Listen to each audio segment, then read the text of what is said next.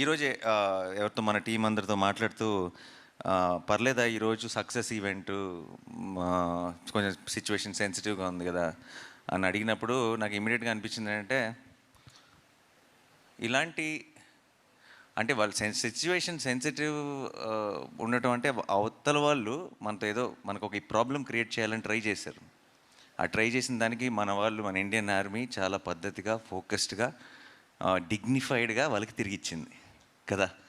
అదొక అంటే వాళ్ళు చేసిన ఒక దానివల్ల ఒక ఇండియాలో ఒక పార్ట్లో ఒక సినిమా సక్సెస్ ఈవెంట్ క్యాన్సిల్ అయిందన్న సాటిస్ఫాక్షన్ కూడా వాళ్ళకి ఇవ్వకూడదు మనం.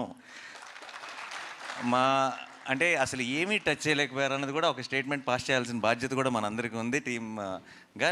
Let's celebrate, let's say our salute to the Indian army, Indian navy and you know అందరికీ ఆ ఫ్రంట్ లైన్స్లో ఉండి ఫైట్ చేస్తున్న వాళ్ళందరికీ మన ట్రిబ్యూట్, మనం రెస్పెక్ట్ పే చేసుకుందాం. అండ్ దిట్స్ ఇస్ ఆల్సో బ్రహ్మాండమైన ఒక ఆపర్చునిటీ అని చెప్పి ఈరోజు ఈవెంట్ని యాజ్ టీస్గా ప్లాన్ చేయడం జరిగింది, ముందు ప్లాన్ ప్రకారమే.